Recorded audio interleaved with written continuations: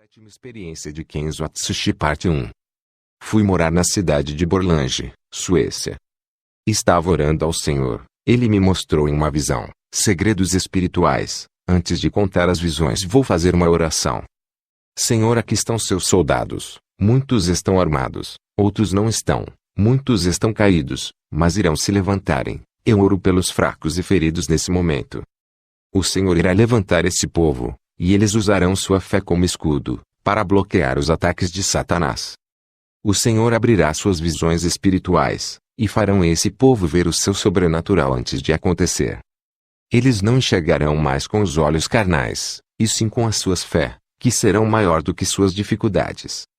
Enxergarão ao Senhor acima de todos os problemas.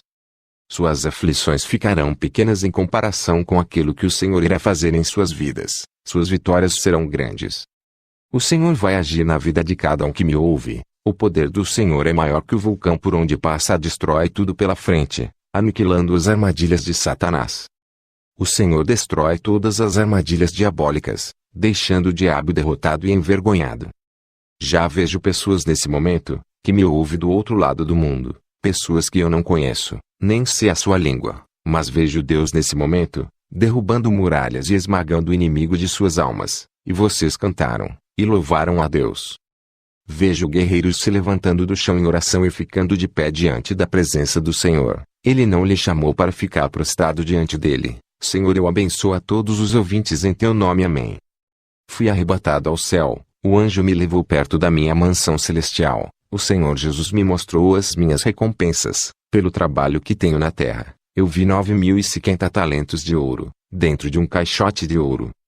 Na minha terceira experiência, eu tinha 4.090 talentos de ouro. Meus galardões estavam aumentando muito pelo meu trabalho. O anjo me disse, para eu continuar ganhando almas, e doutrinando para que aumente mais os meus galardões. O anjo me desceu para a terra, quando percebi estava no meu quarto. Vi na visão nos 4 cantos do mundo, territórios de difícil acesso, cheios de barreiras para o crente entrar. Os demônios marcavam seus territórios em lugares da Ásia e África. Vi um grande véu vendando os olhos de vários povos e línguas, seus pulsos tinham correntes que o escravizavam e oprimiam. Eram pessoas budistas, shintoísta, hinduísmo e muçulmanos. Vi legiões que oprimiam uma multidão desses povos. Esses povos seguiam uma estrada que no seu final, tinha um penhasco e logo embaixo um abismo de fogo. O Senhor disse: muito desses povos ainda não ouviram falar de mim, outros me ignoram, eles estão morrendo e indo ao inferno, por causa da cegueira de suas religiões. Os demônios lutam para que o Evangelho não entre nesses lugares onde o budismo, islamismo e hinduísmo reinam. Jesus me mostrou o oriente da terra, pude ver um monstro terrível, fiquei apavorado, esse demônio estava nas nuvens. Perguntei ao Senhor, que demônio é esse? O Senhor disse: é o demônio Maca que comanda o islamismo. Vi um demônio terrível chamado Tianyongdadi que comanda o budismo. Esse demônio também é gigante. Esses demônios chefes têm uma missão: cuidar de sua religião. Vi outro demônio chefe chamado Brahma, que comanda o hinduísmo. Esses demônios são territoriais, guardam o seu rebanho, para que os cristãos não ganhem para Jesus.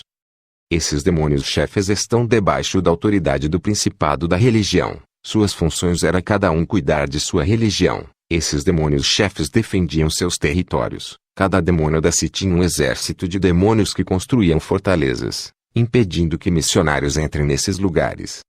O Senhor disse que está preparando o seu exército, não de anjos, mas de missionários da última hora, que vão entrar nesses lugares para derrubar as muralhas que impedem que os fiéis entrem. E que os guardiões desses territórios vão ser derrotados quando a palavra entrar. Muitas almas cativas serão tiradas das mãos de Satanás. Essa será a maior ofensiva de todos os tempos, para resgatar as almas perdidas, desfazendo suas armadilhas malignas, arrancando tudo aquilo que não pertence ao diabo, afugentando todos os demônios. Tive outra visão. Vi demônios escondidos em lugares onde os cristãos não conseguiam ver eles atuando. Eles lançavam ataques de surpresas, eles astuciosos. Vi as forças malignas atuando, e muitos não estavam preparados para a guerra, não estavam revestidos e não conseguiam vencer. Vi alguns irmãos que são colunas. Os demônios atacavam para derrubarem no pecado, eles permanecerem em pé, e não abriram a guarda para o pecado. conseguindo vencer. Vi também o diabo vencendo muitos cristãos através do pecado. Eles não tinham o Espírito Santo, suas lutas contra o diabo eram inúteis, eles não conseguiam vencer a guerra. Também vi muitos cristãos, sendo enganados pela inteligência milenar de Satanás, eles caíam nas ciladas armadas. Esses demônios são estratégicos. Vi demônios se infiltrando nas mentes dos irmãos para controlar. Muitos estavam desprevenidos, e foram surpreendidos por demônios. Eles foram pegados sem esperar, não vigiaram, caíram nas armadilhas. Cada demônio sabia de seus pontos fracos. Esses demônios não conseguiam derrubar aqueles irmãos que estavam prevenidos, cheios do Espírito Santo. Onde eles pisavam os pés tinha fogo, os demônios não chegavam perto. Também vi uma muralha de fogo erguida, ao redor de uma casa. Perguntei ao Senhor, quem eram os moradores que habitam ali? O Senhor me respondeu: essa família ora, vigia e guarda a minha palavra, são separados do mundo, é uma família especial para mim. Percebi que os demônios tentavam entrar ali, para destruir aquela família, mas aquele muro de proteção que foi erguido ali, através da oração daquela família, impedia que os demônios entrassem. Essa família vigiava e estava atenta com Satanás. Percebi que essa casa não tinha televisão. Vi demônios entrando lentamente em outros lares, sem ninguém perceber. Esses demônios esperavam o tempo certo para atacar, na hora da desatenção e fraqueza do cristão. Mas não é todo terreno que eles pisam. Quando uma família vive uma vida de oração, vigiando contra o pecado, essas famílias limpavam as suas casas do engano, purificavam seus lares do pecado e de toda a influência do mal. Tudo de ruim que atraia demônios para o lar era removido. Essa família resistia aos demônios, fazendo eles recuarem. Esses demônios, quando não conseguiam entrar nesses lares, iriam para as casas onde tinham legalidades para trabalharem, na família que vigiava, por causa da oração, e a pureza de suas casas não davam legalidade.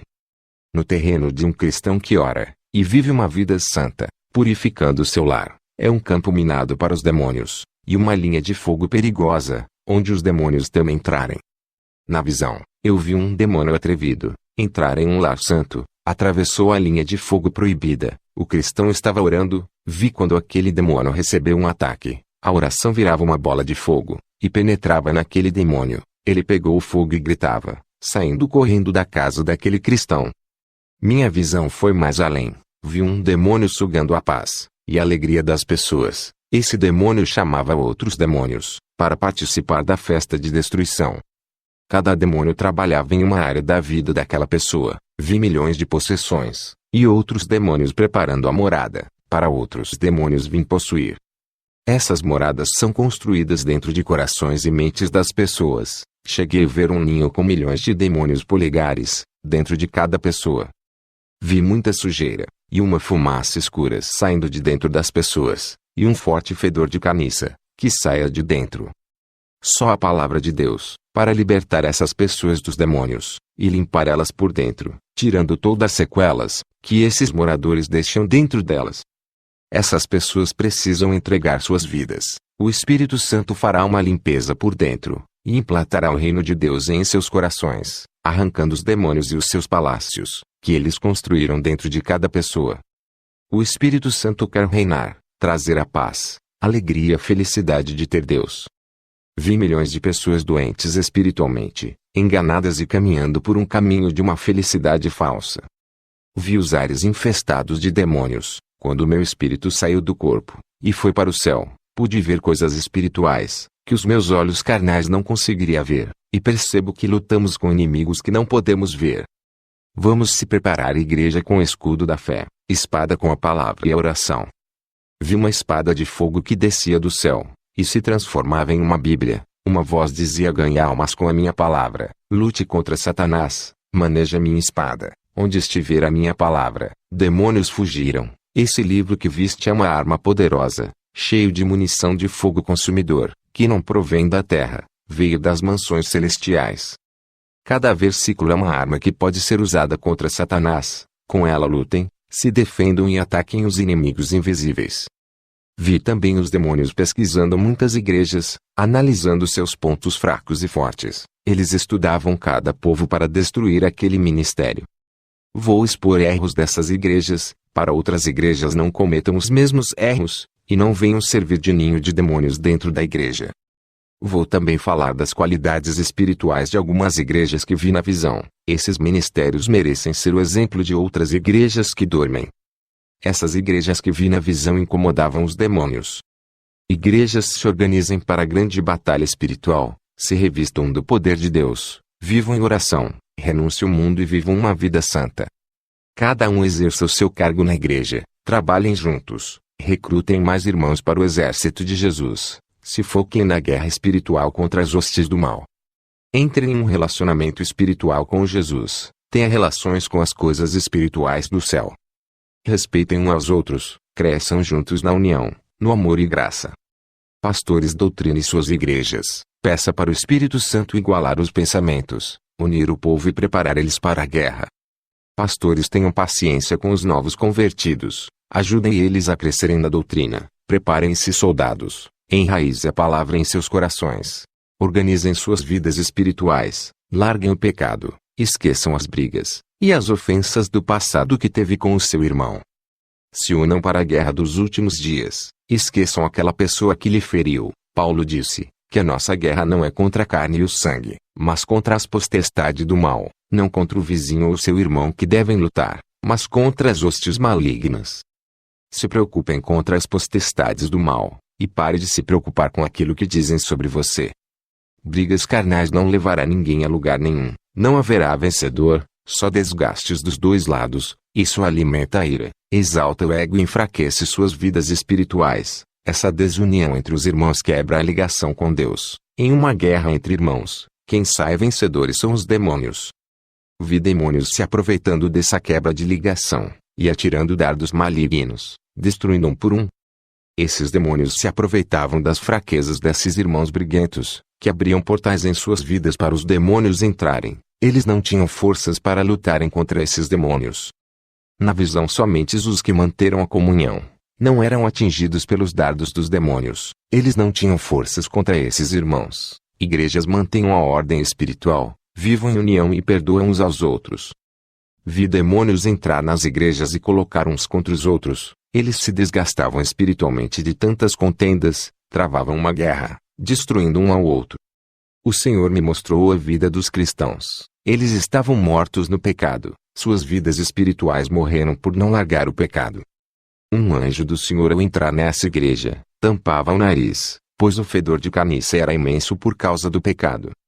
O Espírito Santo me revelou que essa igreja, o povo tinha o coração duro de pedra, e que a palavra de Deus não tinha penetrado em seus corações. Irmãos, na visão, vi um grande exército de demônios prontos para atacar. Eles são bem organizados, diferente das igrejas que não estão organizadas espiritualmente para vencer. Esse batalhão de demônios atacavam somente nos focos das igrejas, e atingia só onde lhe interessam.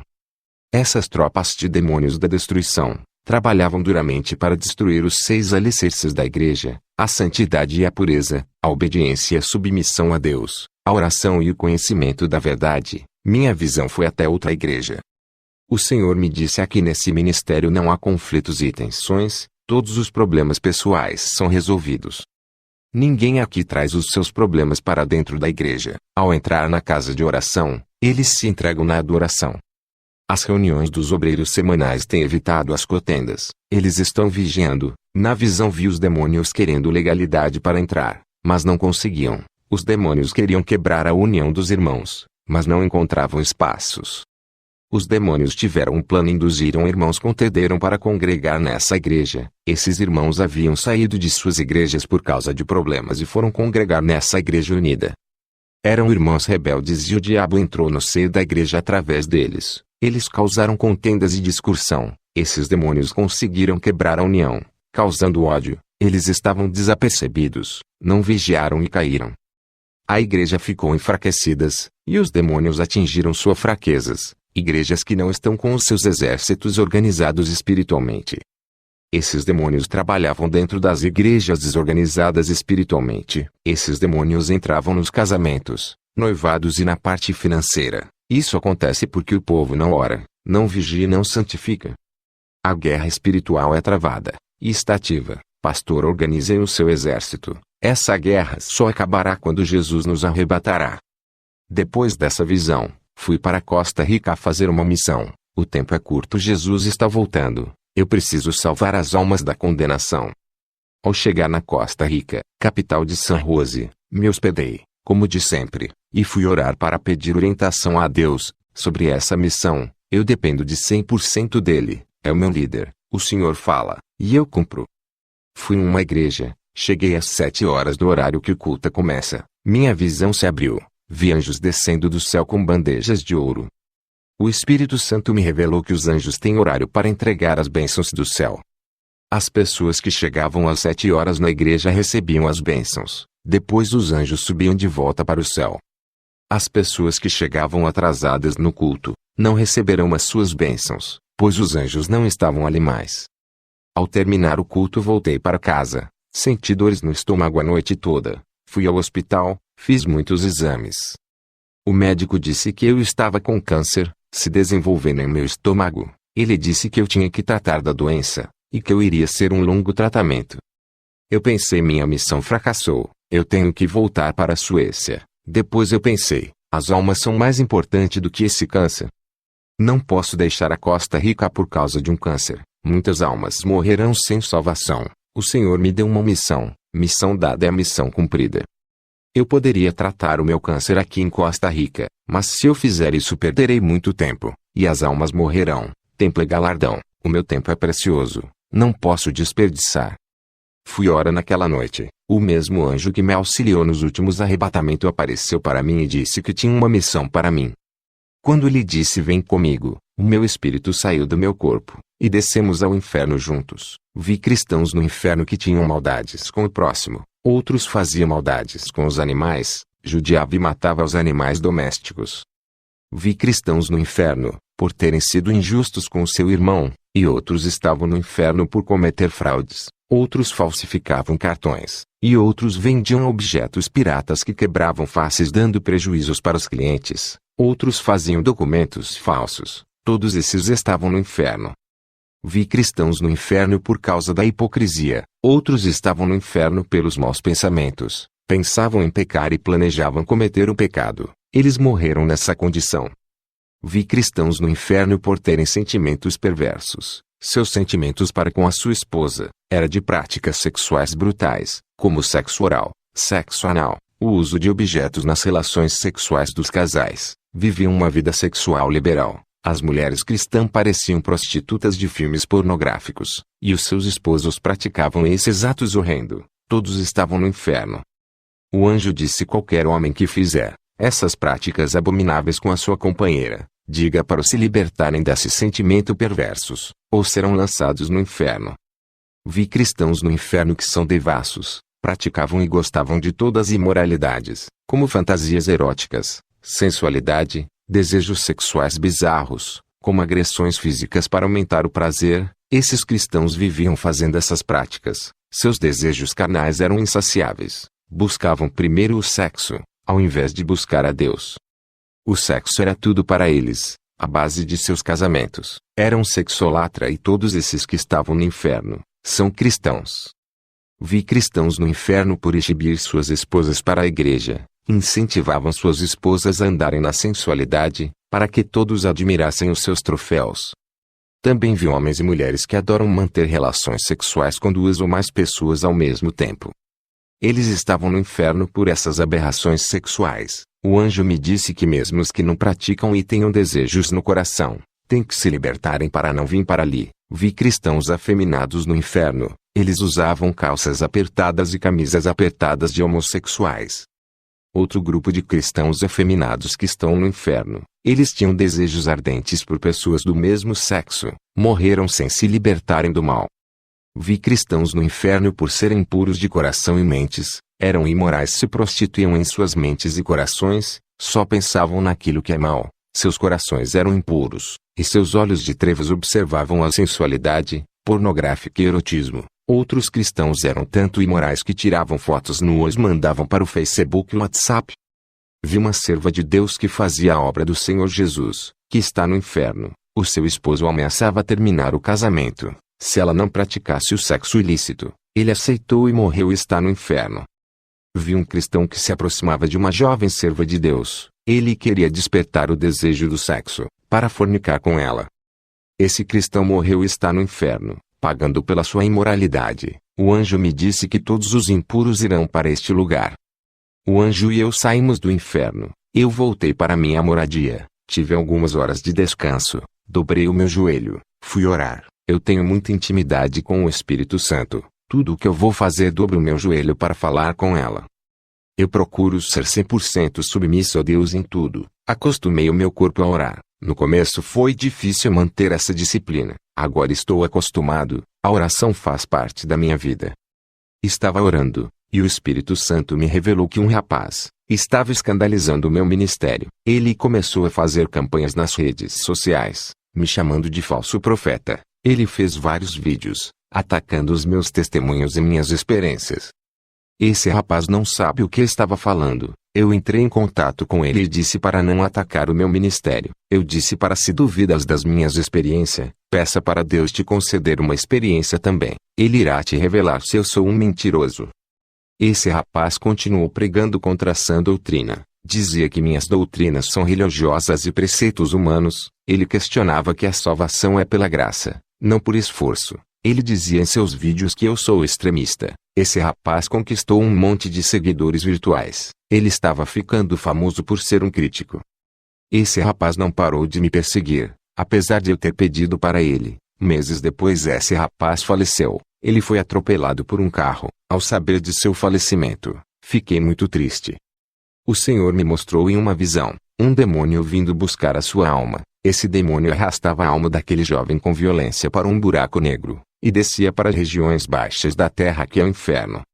Antes desse jovem morrer, ele estava agonizando no chão. Pela batida do carro, ele viu os demônios vindo buscar a sua alma. Ele disse misericórdia, e gritou o nome de Deus para não deixar ele morrer. Mas era tarde demais. O seu corpo entrou em óbito. Ele teve chance para se arrepender. Esse jovem fazia faculdade de teologia, era acadêmico, mas não congregava em nenhuma igreja.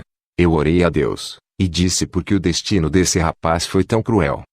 O Senhor me revelou dizendo: meu servo, ele não atacou a ti, mas a minha palavra. Ele escandalizou a minha doutrina, desviando muitos da verdade. Ele pregou contra a minha palavra. Eu te uso para revelar os mistérios. Isso não vem de ti, provém de mim.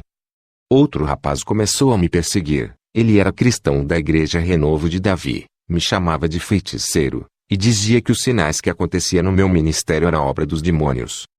Em uma visão, eu vi uma legião de demônios possuindo o seu corpo para me perseguir. Vi uma sombra negra entrando em sua casa. Semana depois esse rapaz teve uma parada respiratória. Eu já sabia que alguma coisa iria acontecer, se ele não parasse de perseguir as revelações que Deus me mostrou.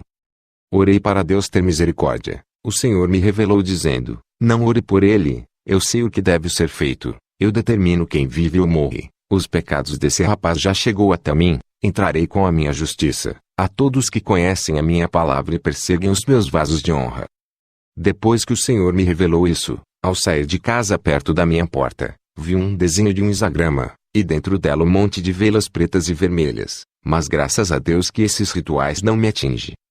O Senhor me revelou que uma mulher satanista fez aquele feitiço para me atingir. 2 dias depois o meu cachorrinho que eu tinha ganhado, junto com 2 gatinhos, desapareceram. Eu tinha ganhado esses animais do vizinho do lado. Ao 3º dia, os meus animais apareceram mortos e mutilados perto da minha casa. O Senhor me revelou que pessoas usadas por demônios, matou os meus animais, por ter ódio de mim, não podia me fazer o mal, e matou os animais. Fui para o meu quarto orar. Em uma visão vi uma legião de demônios derrubando um avião que matava muita gente.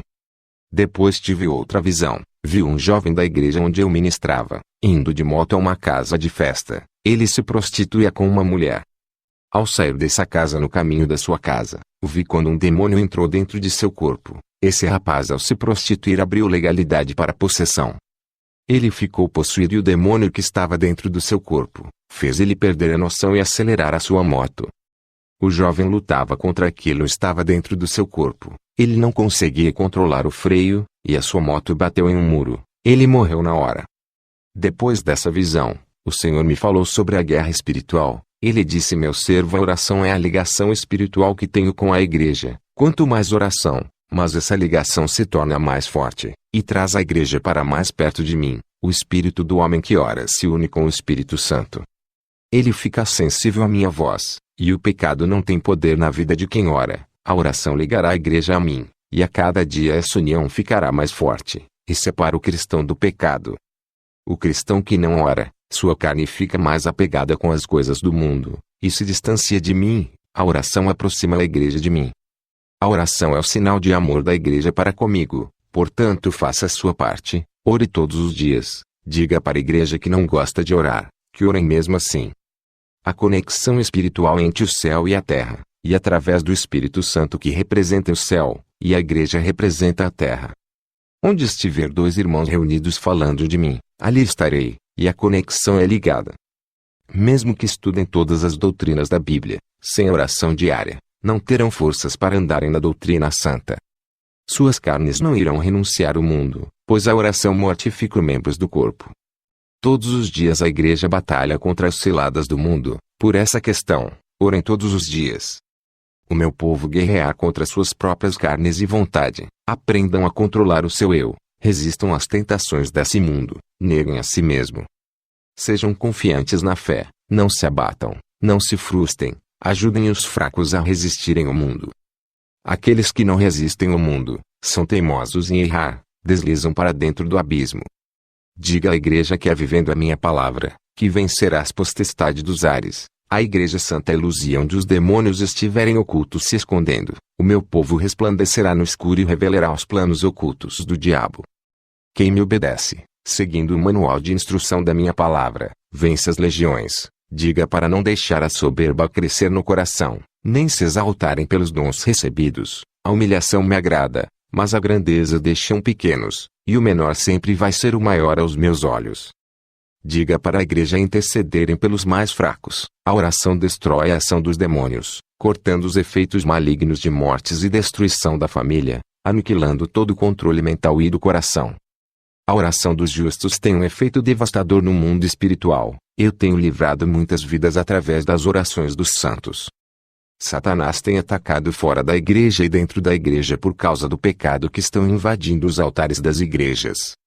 As legiões vêm invadindo territórios evangélicos e ganhado muitas almas. Meus servos têm se calado e se acomodado, enquanto os poderes das trevas atuam. Seitas têm trabalhado noite e dia, com ousadias para ganhar almas. Esses agentes não ficam de braços cruzados e agindo, tendo êxito em suas ações. A minha igreja dorme, e numa guerra, não há tranquilidade, há perseguições. A guerra contra as legiões tem que ser constantes. Quando a igreja ora, não há distância entre o céu e a terra. Estarei tão perto deles através do meu Espírito Santo. Quem determina a distância entre eu e os meus servos, são eles mesmos. O pecado também tem distanciado o meu Espírito Santo do homem, mas a oração de arrependimento e perdão faz o meu Espírito Santo se aproximar. Diga para manter uma vida de oração, revelarei os meus segredos celestiais. A oração fortalecerá minha aliança com a igreja, onde nem o diabo nem o homem pode quebrar essa aliança. Quem somente pode desfazer essa aliança é a pessoa que fez. Servo quem me ama, vivem orando. Quem me ama obedece a minha palavra. A oração de um fiel neutraliza todas as ciladas do diabo. E diga para a igreja que seus descansos... Os 7 sinais inegáveis de um coração ardente. Há uma pergunta que ecoa nas profundezas da alma de todo cristão genuíno. O fogo do Espírito Santo ainda queima em mim? Em um mundo de distrações e frieza espiritual, é fácil perder a percepção da chama que um dia ardeu com intensidade. Mas a palavra de Deus e a experiência dos grandes homens de fé nos oferecem sinais claros. Hoje vamos desvendar esses sinais, para que você possa discernir a temperatura do seu próprio altar. Você já se sentiu como se a paixão inicial por Cristo estivesse diminuindo? Como se a oração fosse uma tarefa, e a leitura da Bíblia, um fardo? Não se preocupe. Este vídeo não é para te condenar, mas para te guiar. Vamos explorar 7 evidências bíblicas e práticas que revelarão se a chama do Espírito ainda arde em você, e como reacendê-la se ela estiver fraca. Fique comigo até o final, porque a verdade que você precisa pode estar a um passo de reacender o incêndio em sua vida. 1. O fogo da oração, incessante e genuína. O primeiro, e talvez mais óbvio sinal de um coração, onde o Espírito ainda queima, é a oração.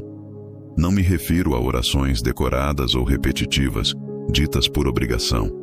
Falo da oração incessante, daquela que brota de um coração sedento, da conversa íntima e persistente com o Criador. Um coração ardente anseia por falar com Deus.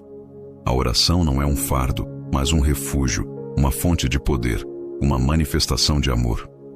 Pense em Paulo, que nos exortou em 1 Tessalonicenses capítulo 5, versículo 17, a orar sem cessar. Isso não significa estar de joelhos o tempo todo, mas manter um espírito de oração contínuo, uma consciência constante da presença de Deus. Quando o fogo do Espírito está aceso, o cristão não precisa ser forçado a orar. A oração se torna tão natural quanto respirar. Há um desejo insaciável de buscar a face de Deus, de derramar o coração diante dele, de interceder pelos outros. Há momentos de oração profunda e prolongada, onde a alma se derrama em súplicas, gratidão e adoração.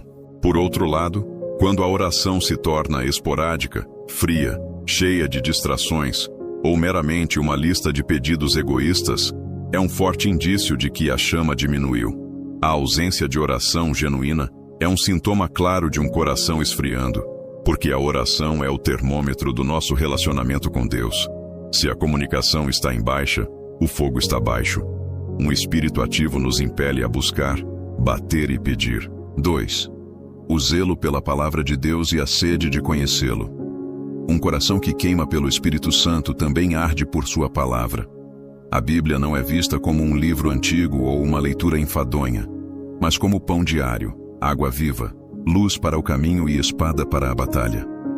Há um zelo, uma sede insaciável de mergulhar nas Escrituras, de meditar nelas dia e noite, de buscar revelação e entendimento. O Salmo 119, versículo 105 afirma: Lâmpada para os meus pés é a tua palavra e luz para o meu caminho. Quando o Espírito está ativo, a palavra de Deus se torna viva e eficaz, penetrando os corações e discernindo pensamentos e intenções, como diz Hebreus capítulo 4, versículo 12. Não é apenas leitura, é alimentação espiritual. A sede de conhecer a Deus através de sua palavra é uma marca inegável do fogo do Espírito. O cristão ardente não se contenta com a superfície. Ele anseia por profundidade. Ele estuda, pesquisa, medita e permite que a palavra o confronte, o corrija e o transforme. Se a Bíblia está fechada na estante, acumulando pó, se a leitura é superficial e sem compromisso, se há mais tempo para redes sociais e entretenimento do que para a meditação na palavra, então o fogo está em risco. O Espírito Santo fala através das Escrituras, e um coração que não ouve a voz não pode arder com o seu fogo. 3. O amor incondicional por Deus e pelo próximo. Jesus disse que o maior mandamento é amar a Deus com todo o coração, alma, entendimento e força, e amar o próximo como a si mesmo, conforme Mateus capítulo 22, versículos 37 a 39. O fogo do Espírito Santo se manifesta de forma poderosa nesse amor incondicional e altruísta. Quando o Espírito queima em você, o amor a Deus não é apenas um conceito, mas uma paixão avassaladora. Você busca sua vontade acima da sua, prioriza sua glória, sente prazer em sua presença e obedece aos seus mandamentos por amor, não por obrigação. Esse amor se traduz em adoração verdadeira, sacrifício voluntário e uma devoção total. Esse amor por Deus transborda para o próximo. O apóstolo João afirmou que quem não ama seu irmão a quem vê, não pode amar a Deus a quem não vê. Como lemos em 1 João, capítulo 4, versículo 20. O coração ardente sente compaixão pelos necessitados, perdoa os que o ofendem, serve aos irmãos com alegria e busca a reconciliação. Não há espaço para fofoca, amargura, inveja ou egoísmo. Há um desejo genuíno de ver o bem do outro e de estender a mão. A indiferença pelo sofrimento alheio, a incapacidade de perdoar, o prazer em criticar, a busca incessante pelos próprios interesses em detrimento do reino, são sinais claros de um amor esfriando. Onde não há amor, não há fogo, porque Deus é amor, e o Espírito Santo é o agente que derrama esse amor em nossos corações, como nos ensina Romanos, capítulo 5, versículo 5. 4. A repulsa ao pecado e a busca por santidade. Um coração onde o Espírito Santo queima tem uma aversão natural e profunda ao pecado. Não é uma aversão legalista, motivada pelo medo da punição, mas uma repulsa santa àquilo que ofende a Deus, que macula a pureza de Cristo e que entristece o Espírito. Gálatas, capítulo 5, versículo 16 nos exorta: andai no Espírito, e não satisfareis a concupiscência da carne. Quando o fogo está aceso, há uma luta constante contra a carne e suas paixões. Há um desejo ardente de viver em santidade, de agradar a Deus em todas as áreas da vida. A consciência é sensível ao menor desvio, e há um arrependimento genuíno e imediato quando o pecado acontece. O Espírito Santo nos convence do pecado, da justiça e do juízo, conforme João capítulo 16, versículo 8. Essa convicção não leva ao desespero, mas à purificação. O crente ardente não se conforma com o pecado em sua vida, mas busca ativamente a libertação e o crescimento em santidade.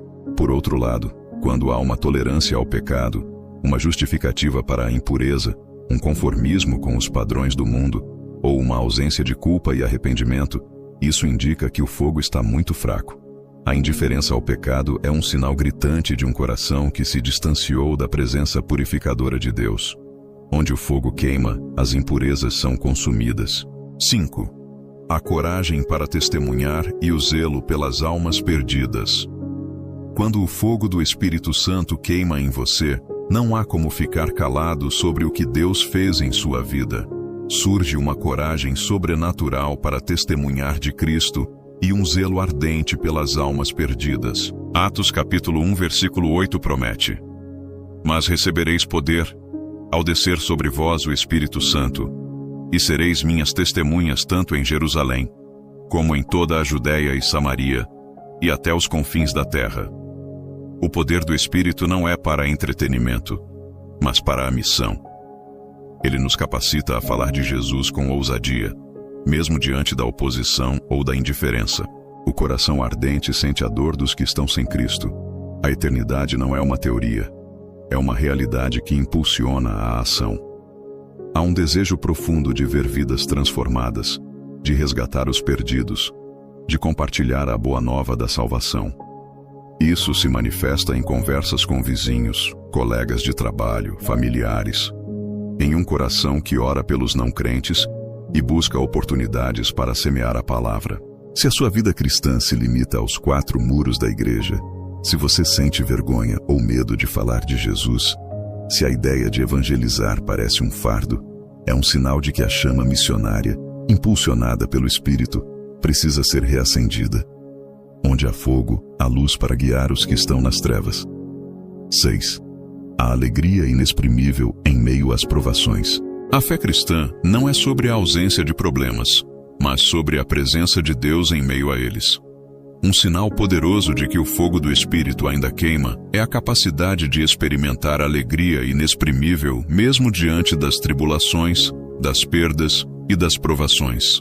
1 Pedro capítulo 1, versículos 8 e 9, fala sobre essa alegria. A quem não o havendo visto, amais, no qual, não o vendo agora, contudo, crendo, vos alegrais com gozo inefável e glorioso, alcançando o fim da vossa fé, a salvação da vossa alma. Essa alegria não é uma emoção passageira, mas um fruto do Espírito, conforme Gálatas capítulo 5, versículo 22. Uma certeza inabalável na soberania de Deus e na esperança eterna. Um coração ardente encontra contentamento em Cristo, independentemente das circunstâncias externas. Ele louva em meio à dor, agradece na escassez e mantém a fé na adversidade. A alegria do Senhor é sua força. Por outro lado, se a murmuração é constante, se o desespero toma conta diante dos desafios, se a fé é abalada por cada vento contrário, isso indica que a raiz do contentamento em Cristo pode estar seca, e o fogo da alegria no Espírito se enfraqueceu. O Espírito nos capacita a ver além das circunstâncias e a encontrar alegria na presença de Deus. 7. A sede insaciável por mais de Deus e a insatisfação com a mediocridade. O último, mas não menos importante, Sinal de um coração onde o espírito queima é uma sede insaciável por mais de Deus. Não é um contentamento com o suficiente, ou com uma fé medíocre e superficial. Há um anseio profundo por crescimento espiritual, por mais revelação, por mais unção, por mais do caráter de Cristo. O Salmo 42, versículo 1 expressa essa sede. Assim como o cervo brama pelas correntes de águas, assim a minha alma anseia por ti, ó Deus. O Espírito Santo gera esse anseio por uma vida abundante, por uma experiência mais profunda com o divino. Ele nos impulsiona a não nos conformarmos com o raso, mas a buscar as profundezas de Deus. Essa sede gera uma insatisfação santa com a mediocridade espiritual. O crente ardente não aceita viver uma vida cristã superficial, sem poder, sem paixão, sem impacto. Ele anseia por ser transformado de glória em glória, até a plena estatura de Cristo. Ele busca continuamente o batismo no Espírito Santo e o enchimento constante, reacendendo a chama, seu altar pessoal. Esses 7 sinais são um espelho para sua alma. Se você percebeu que a chama diminuiu em alguma dessas áreas, não se desespere. O Deus que acende o fogo está pronto para reacendê-lo. O avivamento começa no altar do seu coração. Comece por arrependimento genuíno. Reconheça a frieza, confesse suas negligências e peça perdão a Deus. Rendição total. Entregue a Ele suas distrações, seus ídolos, sua vontade. Peça que Ele quebre a dureza do seu coração. Busca sedenta.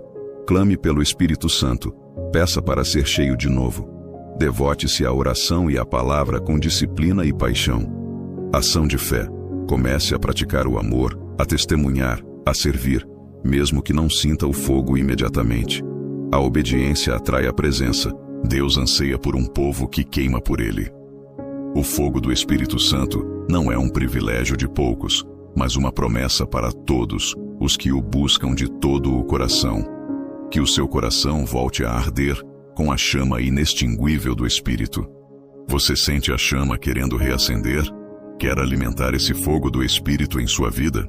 Para te ajudar a mergulhar profundamente em uma vida de fervor e paixão por Deus, a Voz do Avivamento preparou um kit exclusivo que pode ser o catalisador do seu avivamento pessoal. Por um valor simbólico de apenas R$17, você terá acesso a um devocional exclusivo de 100 dias para jovens, com meditações diárias para nutrir seu espírito e fortalecer sua fé. Um manual prático de avivamento, um guia essencial para entender e participar ativamente de um mover genuíno de Deus, e um tesouro inestimável. Mais de 140 sermões completos de John Wesley, as palavras que acenderam um continente e que podem incendiar sua vida hoje. Não deixe essa oportunidade passar. Clique no link na descrição abaixo e no primeiro comentário fixado para adquirir seu kit Voz do Avivamento agora mesmo. Invista na chama que Deus quer acender em você. Se esta mensagem tocou sua alma, curta este vídeo, compartilhe-o com amigos e familiares que precisam reacender o fogo e inscreva-se no canal Voz do Avivamento para mais conteúdos que inspiram e transformam. Ative o sininho para não perder nenhuma notificação. Que o fogo do Espírito Santo queime intensamente em você e através de você. Olha, as pessoas estão com o relógio no braço, mas estão fora do tempo. Elas carregam o relógio, mas estão atrasadas. Por isso que você vai ver que todo grande homem, ele carrega um relógio, porque para ele a vida é o tempo. É o tempo, sim. Quem perde tempo perdeu o propósito. Você já percebeu que Deus nunca vai te colocar em um lugar pronto, fora do tempo? Que tem coisa na sua vida que não aconteceu porque ainda não chegou o tempo? Porque Deus usa o tempo como um ventre para te formar. Deus usa o tempo para te mudar, moldar e te mover. MMM. O tempo muda, o tempo molda e o tempo move. A maior tragédia de um homem de propósito é quando ele perde tempo. E qual é o maior inimigo do tempo? A distração. A distração rouba o seu tempo. Quando você está distraído, você está perdendo tempo. Porque a distração é uma arma silenciosa. Você já viu que os relógios ponteiros são de tamanhos diferentes? Sim. O ponteiro maior marca o tempo menor. O ponteiro menor marca o tempo maior. Mas eles estão marcando um tempo, cara. Que a questão não é o seu tamanho, é o tempo que você está marcando. O mais extraordinário é que os ponteiros se encontram no número 12. Sabia? Que É um alinhamento. É isso aí, porque biblicamente o número 12 é governo. Por isso que a mulher do fluxo sofre há 12 anos e a filha de Jairo tem 12 anos. Ele cura a mulher e ressuscita a menina. Ele está dizendo, eu tenho um governo sobre a doença, mas tenho um governo sobre a morte. Uau. Ele multiplica 5 pães e sobra quantos cestos? 12. Ele está dizendo, eu sou governo sobre a multiplicação. O ponteiro maior marca o tempo menor. O ponteiro menor marca o tempo maior. E o mais extraordinário está aqui. É que você nunca vai ver o ponteiro girando ao contrário. Eles estão girando para o mesmo lado. O dia que você vê um ponteiro girando ao contrário é porque ele está sendo manipulado. E toda manipulação te tira do tempo. Tá regredindo. Pessoas que era para estar longe, era para estar voando, mas não estão porque a manipulação arrancou eles do tempo. Gente, muitas pessoas não sabem, mas o que atrasou elas de viver o maior propósito da vida delas foi a distração. A distração é uma arma de destruição em massa. Tem mais jovem distraído que jovem ativo. O celular roubou a nossa mentalidade. O celular não traz revelação, ele traz informação. Você nunca entra no celular para ver um vídeo. Você entra no celular, vê 1, 2, 3, 4, porque é um entretenimento. E Deus não está atrás de entretenimento. A informação que te faz pensar embaixo destravou, nos atrasou do propósito, porque estamos distraídos. Uma águia não se distrai. Você já viu águia voar em bando? Não. Nunca vai ver. Porque águia, quem voa em bando é pombo. Águia não voa em bando. Ah, mas as pessoas estão me excluindo. Deixa excluir, irmão. A exclusão dos homens não anula a escolha de Deus.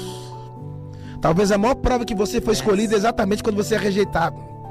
Ah, mas fulano foi embora, fulano me deixou, fulano me abandonou. Aonde você está enxergando a exclusão, Deus pode estar enxergando a separação.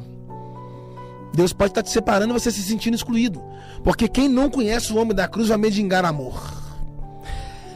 Então mendigando amor, mendigando é um trono de carência. Porque quando você conhece Jesus, você não fica esmolando a atenção de ninguém, não é? Fica a atenção das pessoas, não. Todo mundo pode ir embora, menos Jesus. Todo mundo pode ir embora, menos Jesus. As pessoas podem te largar hoje, irmão. Yes, você pode refazer sim. a vida se Jesus permanecer no seu barco. Todo mundo pode sair, só Jesus que não pode sair. E se você chora por pessoas que estão saindo, se você sofre por pessoas que estão saindo, significa que a sua autodependência nunca está em Cristo, sempre está em pessoas. Você depende de uma palavra humana para se sentir bem, você depende de um elogio para se sentir feliz, você depende de um fio-fio na rua para se sentir completa. Isso se chama trono de carência. Porque quando você conhece Jesus, ele te completa. A ponto de nada humano faz diferença. Se as pessoas forem embora, você não vai ficar morrendo por causa disso. A única pessoa que não pode sair é Jesus. Você já viu que a águia é uma ave que voa muito alto? A águia não tem medo da chuva. A águia não tem medo do vento. A águia consegue entrar na água, pegar a presa e subir novamente. Quando um pombo molha, ele não voa mais. My God! Quando o urubu molha, ele não voa mais. Mas a águia não, ela molhada, ela continua voando. Yes. Não permita que gotas da mediocridade roubem o seu voo. Não permita que águas de baixo arranquem você dos lugares de cima. Agora, extraordinário. A águia é a única ave de todas que é casalo voando. Nenhuma outra ave é casalo voando. O urubu para acasalar pousa, a andorinha para acasalar pousa, o pombo para acasalar pousa, a águia não, ela tira onda, a casalo voando. Por isso que você nunca vai ver a águia tendo caso com galinha. Nunca vai ver águia tendo caso com... Porque ela não se relaciona com quem não tem a mesma visão, ela só se relaciona com quem tem a mesma visão, ela só se relaciona com quem tem a mesma altitude, ela só se relaciona com quem tem o mesmo nível de voo. Porque se você andar demais com galinha, você vai ficar comendo no chão. Se andar demais com pardal, você vai ficar andando embaixo. Andando tanto embaixo, perdeu o voo em cima. Yes. O vento balança ela, mas não tira ela do voo, mano. E outra coisa, a águia não come coisa morta. Ela só come a presa viva. Não come coisa morta, não. Por quê? A natureza dela é diferente. O urubu não come coisa viva. Só come coisa morta. É por isso que tem gente que só está esperando você morrer para comer a carcaça. Porque não tem vida para alimentar da vida que Deus colocou em você. São os abutres, os carniceiros, que esperam você cair porque eles alimentam da sua queda. Espera você falhar, porque eles alimentam da sua queda. Espera você errar. E a diferença entre você e outros é que simplesmente o seu pecado foi exposto deles, não. Continua pecando, mas está escondido. Meu Deus. O urubu espera a presa morrer para comer a carcaça. A águia não come carcaça, ela só come coisa viva. E a palavra de Deus é viva. E se nós somos águia, você não tem que comer coisa de baixo, não, coisa morta, não. É só coisa de cima. É isso aí. Por isso que a Bíblia diz assim, ó: os que esperam no Senhor renovarão suas forças. My God. E subirão, não é como asas de pombo, não é como asas de pardal, é como asas como de águia. Correrão e não se cansarão, porque a águia consegue voar e ela não cansa. Pode estar chovendo, pode estar ventando, ela não cansa. E olha que coisa linda. No Velho Testamento, nós somos como uma águia que sobe. No Novo Testamento, o Espírito é como uma pomba Que desce. que desce.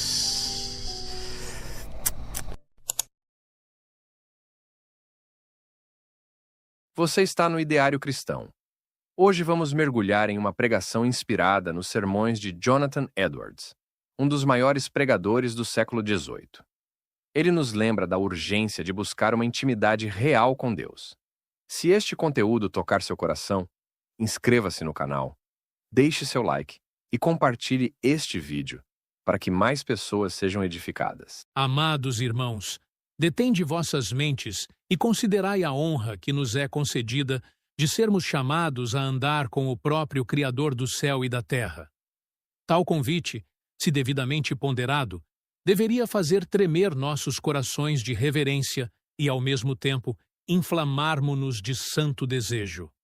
Pois o Altíssimo não chama servos apenas para executar ordens friamente, mas chama filhos para sentarem-se à sua mesa, chama amigos para entrarem em seus conselhos secretos. A Escritura nos declara: o segredo do Senhor é para os que o temem, e ele lhes fará saber a sua aliança. Que promessa gloriosa! Mas quantos, mesmo entre os que professam fé, vivem como estrangeiros na casa de Deus, conhecendo-o apenas de ouvir falar, sem jamais experimentar o doce sabor da comunhão diária. A intimidade com Deus é mais do que um conceito piedoso, é a própria essência da religião verdadeira. Não se trata de mera observância de ritos ou da repetição mecânica de preces. Trata-se de um viver contínuo diante do seu rosto, um andar pela fé que transforma cada pensamento e cada afeto. Oh, quantos se contentam em ouvir sobre Deus uma vez por semana e depois retornam às suas ocupações sem dar-lhe mais uma lembrança. Tais corações são semelhantes a terras áridas que recebem a chuva, mas não produzem fruto. Deus, porém, chama-nos a uma vida de constante busca, de contínua fome e sede de justiça. Aqueles que aceitam este chamado descobrem que a comunhão com o Senhor é um banquete sempre renovado, uma fonte que jamais seca. Esta é a bem-aventurança dos que caminham com Ele. Porém, não vos enganeis. Tal privilégio não é concedido aos negligentes ou aos que amam o mundo. É preciso abandonar os ídolos secretos, lançar fora as obras das trevas e aproximar-se com coração sincero. Aquele que deseja amizade com Deus deve abrir mão de tudo que contamina, para que o templo de sua alma esteja preparado para a habitação do Espírito Santo. Assim como o sacerdote purificava o altar antes de oferecer o sacrifício, assim também devemos purificar nossos corações antes de nos aproximarmos. Pois Deus é santo e não divide sua glória com outro. Esta é a primeira lição da verdadeira intimidade, a necessidade de santificação. Se quereis conhecer o Senhor de modo íntimo, deveis aprender a valorizar o silêncio e a quietude. O mundo está cheio de ruídos, de vozes que competem pela atenção da alma. Mas Deus fala na brisa suave, e só a ouve aquele que se retira do tumulto. Considerai Moisés, que entrou na nuvem espessa para falar com o Senhor, ou Elias, que subiu ao monte Horebe e ali esperou até ouvir o sussurro. Estes santos não ouviram a voz divina em meio ao estrondo da multidão, mas no retiro secreto. Portanto, reservai tempo para estar a sós com Deus, desligando-vos de todas as distrações. Fazei de vosso aposento um santuário, de vossa Bíblia o livro de meditação, de vossos joelhos o altar diário. A oração, meus irmãos, é a respiração da vida espiritual. Uma alma que não ora é como um corpo sem ar. Rapidamente se debilita e morre. Mas a oração verdadeira não é mera repetição de fórmulas, nem um rito para aliviar a consciência. É o derramar do coração diante do Pai. É falar-lhe como a um amigo. É abrir as chagas da alma para que ele as cure. Perseverai na oração, mesmo quando o céu parecer de bronze, mesmo quando as respostas tardarem. O Senhor prova a fé de seus filhos, e aqueles que perseveram são enriquecidos de graça. Ao mesmo tempo, deveis unir a oração à leitura devocional das Escrituras. Cada página da palavra é uma carta do céu, escrita para instruir, consolar e corrigir. Não vos contenteis em lê-la apressadamente. Meditai, ruminai, guardai-a no coração, pois é desta maneira que o Espírito a aplica, fazendo-a frutificar em santidade e paz. Buscai também companhia de santos que vos incentivem à piedade. A amizade santa é uma chama que aquece o coração. Conversai sobre as obras de Deus. Orai uns pelos outros. Exortai-vos mutuamente. Assim, o ferro afia o ferro, e a face do homem se torna mais brilhante. Uma vida de comunhão com Deus se fortalece quando compartilhada com outros que têm o mesmo alvo. Entretanto, é necessário remover os obstáculos que impedem esta comunhão. O primeiro deles é o pecado não confessado. O pecado é como nuvem espessa que se interpõe entre a alma e o sol da justiça. Enquanto ele permanece, a luz é obscurecida e a alma perde o gozo do espírito. Por isso, sede diligentes em examinar-vos. Não escondais vossas transgressões, mas levai-as à cruz de Cristo. Há perdão abundante no sangue do Cordeiro para todo aquele que se arrepende. Mas não basta confessar com os lábios. É preciso deixar o caminho da iniquidade. Deus não se agrada de sacrifícios de lábios, que não são acompanhados de mudança de vida. Quem encobre as suas transgressões não prosperará. Mas o que as confessa e deixa, alcançará misericórdia. Outro obstáculo é o apego desordenado às coisas terrenas. Muitos desejam o consolo do espírito, mas não querem renunciar ao prazer que contamina, ao lucro que corrompe, ao afeto que os afasta de Deus. Um coração dividido é um coração instável, e Deus não concede suas mais doces revelações a quem o busca de modo superficial. Lembrai-vos, Ele é um Deus ciumento e exige de vós exclusividade. Filho meu, dá-me o teu coração. É o clamor que ecoa das Escrituras. Dai-lhe, pois, não apenas uma parte, mas tudo, pois somente o coração inteiro é aceitável a Deus. Também devemos resistir ao espírito de tibieza, essa frieza espiritual que leva a negligenciar os deveres sagrados.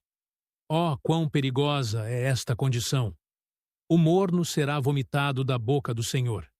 É melhor ser frio do que pretender ser fervoroso, sem o ser de fato. Portanto, reacendei o fogo do altar, buscai o primeiro amor, chorai pelas vossas indiferenças e suplicai por novo ardor. A intimidade com Deus é ao mesmo tempo um privilégio e uma responsabilidade solene. Aqueles que andam com Ele são chamados a refletir sua santidade ao mundo. Uma vida de comunhão não pode ser escondida. Ela se manifesta em atos de justiça, em palavras de graça, em atitudes de humildade. Assim como Moisés desceu do monte com o rosto resplandecente, assim aquele que permanece na presença divina carrega consigo um brilho que não pode ser negado. Este é o testemunho que convence o mundo, mais poderoso do que qualquer argumentação.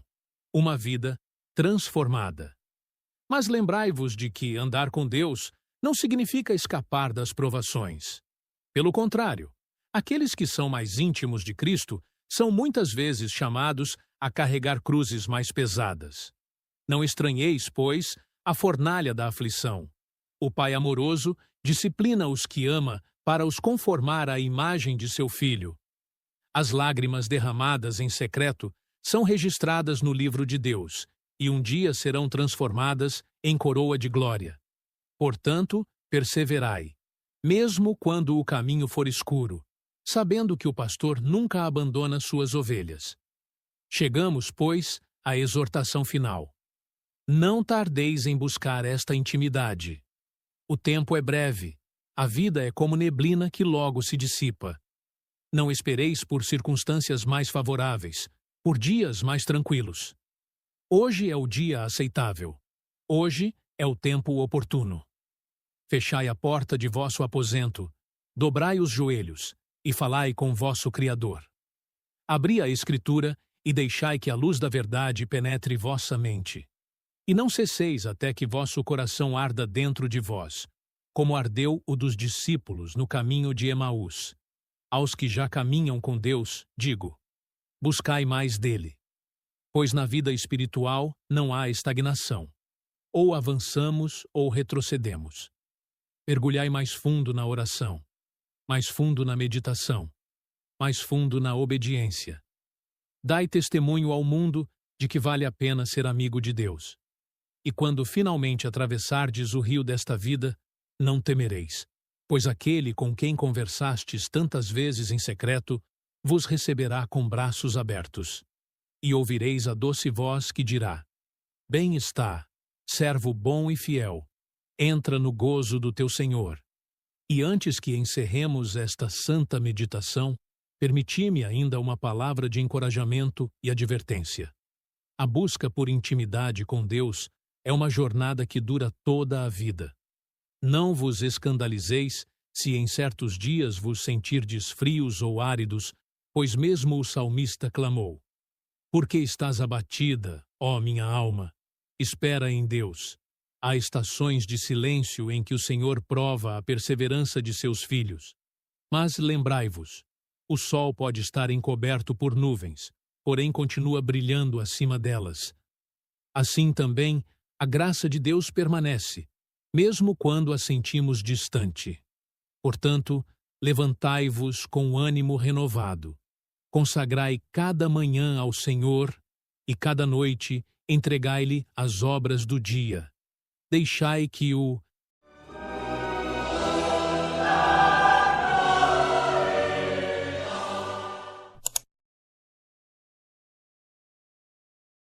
Seja bem-vindo ao Ideário Cristão. Hoje ouviremos sobre a santidade